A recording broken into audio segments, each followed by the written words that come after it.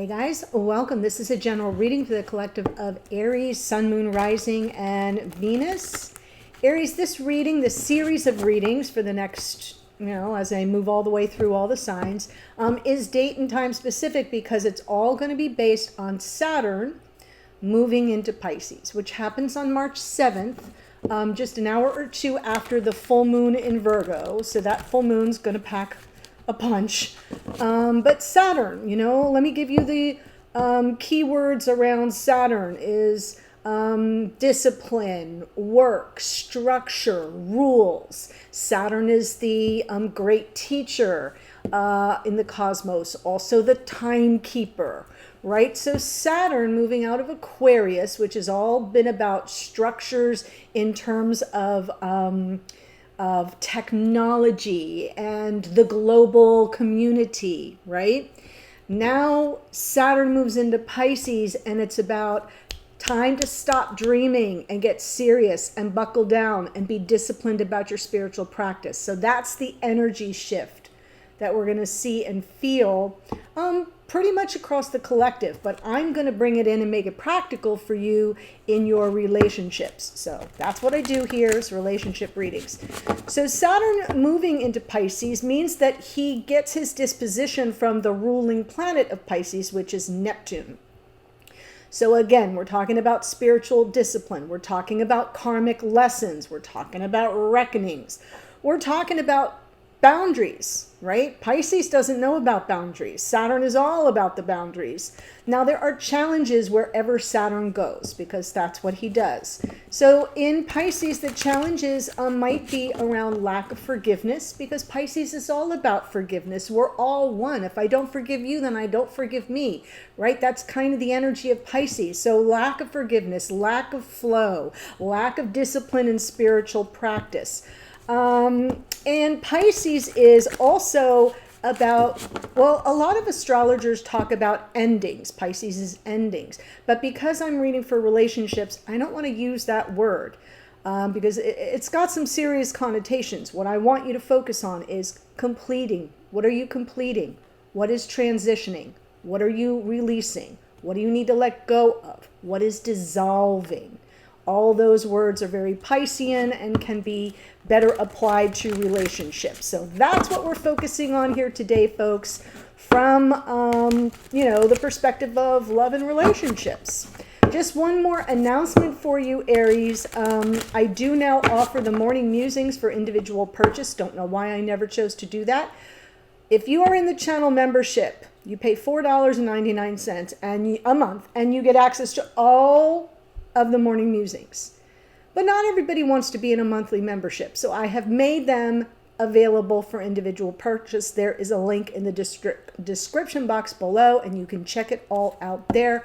If you have the all access pass to every extended I upload, you already have access to the morning musings, but you have to go into the platform. You don't get notifications about that. Okay, so I just wanted to let you know. All right, Aries, here we go. Saturn moving into Pisces. What do we have? Bottom of the deck, of course, resistance. Well, it wouldn't be an Aries reading if we didn't have a little resistance. You're a little like, I'm not so sure about this. Okay, so let me pull the cards. I'll hold these up because I know you can't see these three, but you'll see these three. All right, and then what I'm looking at here in the horizontal plane is the first row is the Pisces energy. What needs to be released, let go of, and or what has maybe already dissolved. Well, we've got some in and out energy here. Okay. I feel like there may be this desire or this attention Saturn is bringing to you of what you need is someone who shows up for you and stays, right? But what you've got here is the in and out with the Knight of Wands, and the Page of Wands is kind of flirtatious and doesn't take itself or anyone else very seriously, kind of in it for the minute energy. The Knight of Wands is very passionate, don't get me wrong, but it acts on impulse. It doesn't have a plan. So if you're the one who's been moving in and out of, cycling in and out of a relationship because you've been more impulsive about it, you're being called to kind of button up and fly right. If you're dealing with someone who has sort of made a revolving door out of your front door, then this is something that you need to consider releasing, letting go of, dissolving, completing, transitioning to something more stable and solid that shows up for you. Got it? The second row here is Saturn. I know. What lessons are you going to be learning while Saturn's in Pisces, which, he'll be in for quite some time.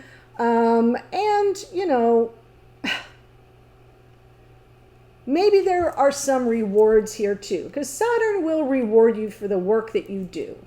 So again, there may be energies here. We've got all air energy. This is Aquarius. This is Gemini. We've got all the air energies present here, which is interesting since Saturn's coming out of Aquarius and moving into Pisces, is kind of saying, keep your wits about you. Watch your temper. Karmic lessons may even be about your temper, may be about your impulse control and or that of your divine counterpart, okay? Especially if you're here as a cross watcher. So there may be some insights to gain. You'll be rewarded with clarity. This is divine intervention here, the hand of spirit offering you that aha moment. Oh, now I see why this pattern keeps repeating.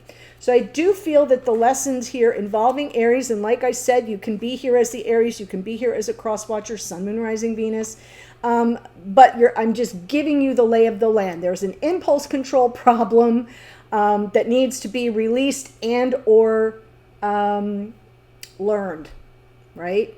Focused on, be dedicated to it. And then this row here is your next highest timeline, is all talking about the intuition around how you get hurt, where you get hurt, who hurts you, what's the situation involved where you get hurt. Is it coming from impulse control issues? Is it coming from someone who doesn't really have your back? Is it coming from you taking unnecessary or poorly calculated risks? Does that make sense? Yes. And there is this temperance energy calling you to flow. So even though this is Sagittarian energy, which is interesting because that's where we began, it's sort of telling me that in your next highest timeline, you will have the wisdom of patience to know that in time, all energies come into flow and balance. So you don't need to be quick, fast, in a hurry, and or suffering that kind of energy being, pushed at you, that you don't have to be acting in haste and taking unnecessary risks, because you have the insight needed to understand that in time, it isn't like you don't have to worry about getting hurt as much when you pump the brakes and you say, I'm going to be very patient about this. This is self-control and restraint. Think about temperance with alcohol. The age of temperance is all about self-control and restraint. So that is what I see for you here. I'm just going to pull a little bit of clarifying. Let's look at the Seven of Wands. Yes, you're resisting this whole new world. This is Saturn right here, Aquarius and Capricorn. Oh my God, that's a little literal. And there's more Aquarius and the King of Swords. So I feel like you're resisting the completion, the closing out the cycle. You want the happily ever after, and you think you know how you're going to go about getting it or who you're getting it from. So there is some resistance. This is not an easy shift, especially if you're here as the Aries. There will be this tendency to say, no, I'm going to do it my way. Well, good luck with that, because Saturn will beg to differ with you. So now I want to kind of look at this page of this King of Pentacles. I'm sorry.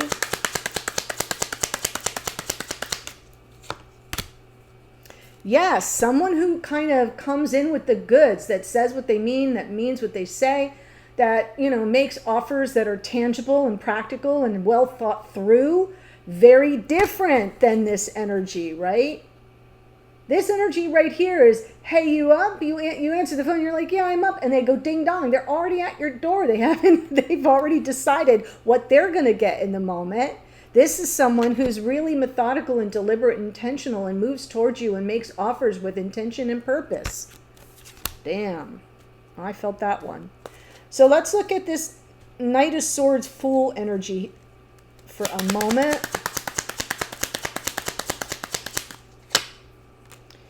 Yes, King of Wands. There's the... This is Pisces, right? And here's where your defensiveness is no. I mean, and it could be you, and it could be your Aries, depending on if you're here as a cross watcher or as the Aries. There's this tendency to, well, I have it in my mind. I have to act now. I see it. I want it. I claim it. It's mine. I'm on my way. I don't care. You know, risks be damned. And Pisces energy says, whoa, slow your roll. And you're like, nope, don't want to do that. Don't want to slow down. Don't want to live by somebody else's rules. So that's where the lessons might be in this relationship, either, again, with you or your divine counterpart. So it's something you want to be aware of. Then we have this Ace of Swords, which feels like a reward. Yes. Let the sun shine. I feel like the reward for you paying attention and not being so resistant and slowing your roll and pumping the brakes and sort of surrendering to the lessons you're learning, the reward will be this positive karma, happiness, joy, success, in the connection even. Yes, reconciliations possible, a cause for celebration. There's the Queen of Wands, which is Aries energy. So I love that we end up having the King and Queen in the same row here. I'm talking about a passionate connection for sure.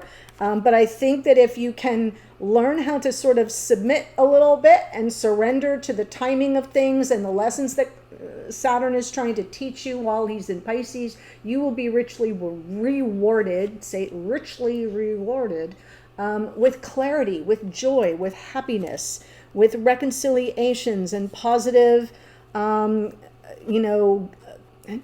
with your person, and feeling much more empowered as a result. Notice this Queen of Wands, we go from the page, right? We've got the Knight here. We've got the Queen, and she's sort of in control. She doesn't look too plussed, she just looks pretty much in her power. I love the little black cat at her foot, always giving you the idea that there's more mystery to her than meets the eye. She is a leader. She is in her power. She is a diva, of course, but it's like she doesn't stress things. She takes the wisdom that's offered by this Ace of Swords and really makes something very powerful out of it. So let's look at the moon with the Three of Swords. Your next highest timeline, yes, Queen of Pentacles to the King of Pentacles. Yeah, you're not going to have any time in your next timeline for baby bullshit, pardon my French. If things are, you're trusting your intuition here, and that's part of your self-care ritual, even if things are a little bit shaky. Like when the moon comes out in a reading, I immediately think of fear. And it is Pisces energy, and Pisces says, don't be afraid. Go within, trust your intuition, trust your inner knowing. It's kind of akin to the High Priestess energy, right? And there she is, that Queen of Pentacles, say, yeah, I got this. I trust myself. Because anything that's confusing, any double speak, anything that's coming my way that sort of raises my blood pressure and gets me feeling like all teary-eyed or my throat is catching as I'm trying to speak, yeah, I'm done with that. I'm walking away from that. Ain't nobody got time for that. So I am feeling your next highest timeline. None of us can avoid pain or disappointment or heartache in matters of the heart, but we can kind of trust our intuition and see the warning signs. And when things start bouncing all around on an emotional level and we feel the drama rising up, we have the power to trust our intuition and know that the time is to move on. So let's also look at Temperance here.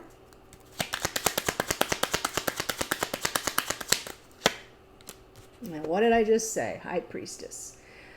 Yes, temperance, self-control, restraint, trusting the wisdom of patience to know that everything is going to come into flow and balance, and trusting your inner knowing. This High Priestess energy is very intuitive, very connected to the divine. Oh, I love that. There's the Hierophant. Wow, 3 major arcana. This Saturn and Pisces shift may be very powerful and impactful for you, Aries. This can be about conventional committed relationships. So trusting your inner knowing and trusting that in time, there may be a commitment that comes in, right? That's what we've got here. That's what we've got here. And as long as you're taking care of yourself and trusting your intuition, you're not going to buy into anybody's BS or anything that kind of feels like pot stirring energy. Look, on the bottom here is this Knight of Swords. So the Knight of Swords is interesting on the bottom because that's the moment when you have everything kind of coming together, where you start to feel, why can't I hold these? When you start to feel like, okay, now I know who I am. I know what I want. This person is responding to me with a like-minded approach to relationship. Now we can step on the gas. That's the point where we've spoken our truth. Because the cards from the bottom of the deck are unconscious awareness. It's what's rolling around in the back of your mind or in your psyche somewhere or playing out behind the scenes. So it's like all this patience and inner wisdom and trusting yourself and your intuition and your connection to the divine. And then this energy of someone showing up for you in 3D, very clear about what they want, and you're it. Then it's like, we can go now. This is what I was waiting for.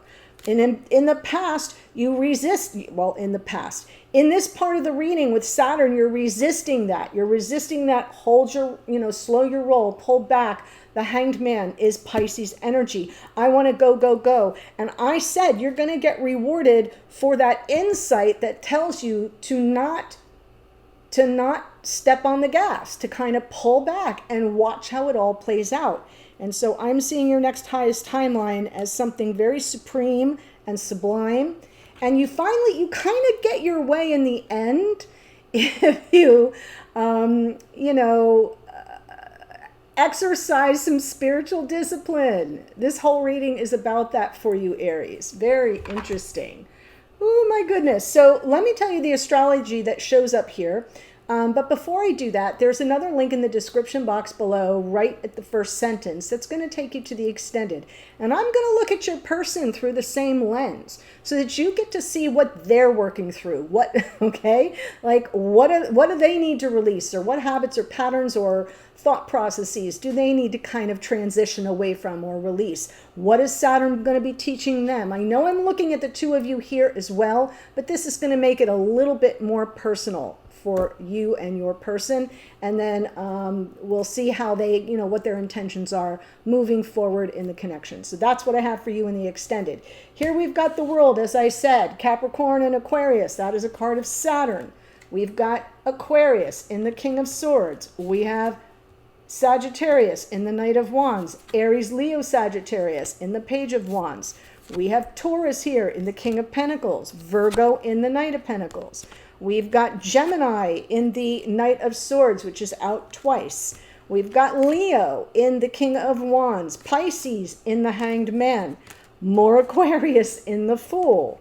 See, that shift from Aquarius to Pisces is not so easy. We go kicking and screaming. The Sun is more Leo energy. Here's Aries is the Queen of Wands. The Moon is Pisces. Queen of Pentacles is Capricorn. Temperance is Sagittarius, more Pisces in the High Priestess, Taurus in the Hierophant. So that is what I have for you, Aries. The link to the extended is below. If this spoke to you, I'm going to continue on and look at your person in detail. I will see you there in a second. Otherwise, bye for now.